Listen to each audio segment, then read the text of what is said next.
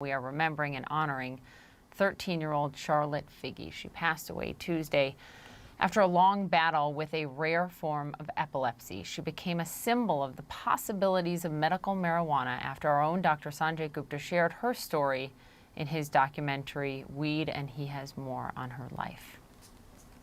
He had a high fever. For the last 20 years, I have straddled the world of medicine and journalism. And in both professions, I'm always reminded, stay objective, do your best work, but don't get too close. But with little Charlotte Figi, that was impossible. She just had this way about her, that smile, that giggle, that just got you and captured your heart. Do you remember me? That was June 2019, the last time I saw Charlotte. Oh, wait, I had and she something was to show doing you. great.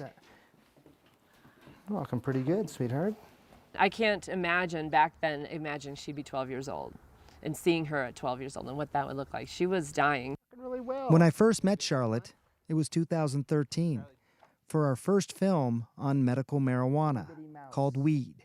Pitter-patter, pitter-pat, tiptoe, creep crawls in the cave. We had heard about this amazing 6-year-old from Colorado who had a rare form of epilepsy. She had a seizure every 30 minutes, every one potentially fatal. No treatment had worked. And then one day, desperate, her parents gave her a non-psychoactive ingredient from the cannabis plant called cannabidiol, or CBD. This is Charlotte's web. She didn't have a seizure that day. And then she didn't have a seizure that night. Did you sit there and Yeah. get your watch? Right, I thought, this is crazy. And it was at that moment people started to see that marijuana, which had been considered dangerous, could also be a therapy. She changed my mind and opened my eyes to the possibility that this was a legitimate medicine. And in the process, she changed the world. Probably the most important thing I'll ever do was to help my own child and then share that information and help others. Charlotte Figi was the entire CBD movement wrapped up into a sweet little girl with a big smile and an even bigger heart. Her story changed policy about cannabis. States were inspired by the story of Charlotte Figi and made CBD more accessible around the United States to treat epilepsy.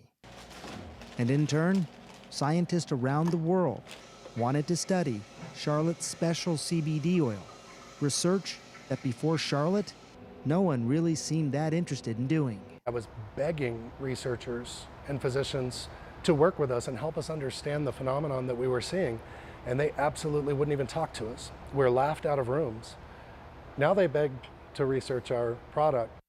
She's happy and outside, and this is her jam. Charlotte lived her short life to the fullest.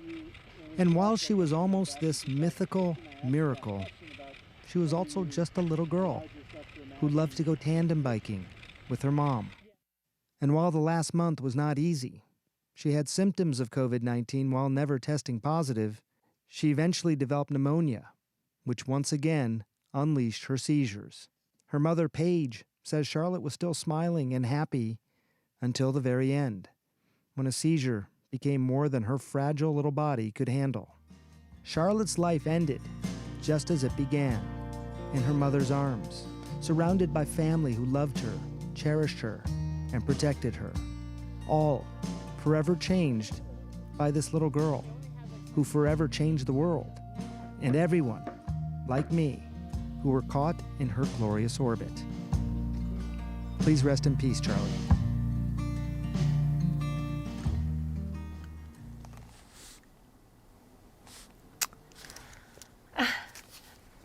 Can you just tell us a little bit more about her and the impact that I'm sorry, Sanjay, and the impact that she had on the world? Sure, you know, Poppy, thank you for letting us tell her story. You know, I think when I first met her, I was skeptical about cannabis as a medicine. I had written as such, you know, for Time magazine years earlier, and then you meet somebody, and I thought her story was apocryphal, you know, somebody who had these crippling seizures and then seemed to have this remarkable turnaround with this medication, CBD, And then I started, looking all over the world, scientists in different labs, and finding patients all over the world who had stories just like her, thousands and thousands of people. And I realized that, she made me realize that it would not just be a moral failing, but not just a medical failing, but a moral failing if this medicine was somehow withheld from people. And so, it's tough, Poppy. I'm trying to keep it together just like you. My daughter sort of grew up with her. I have 3 daughters of my own, and it's one place I never let my mind go to think about, loss like this. But she meant a lot, obviously, to an entire movement, and so much in the country, so much has changed, I think, of people seeing her story and understanding her story. But it's a really tough loss, Poppy. Yeah, you said it so beautifully, her beautiful orbit. So, Sanjay, sorry, I didn't know it'd make me cry, but thank you for that, and just for what you've done through this whole crisis, for all of these stories that you're humanizing for us. We appreciate you very much, and we'll be right back. Thank you, Poppy.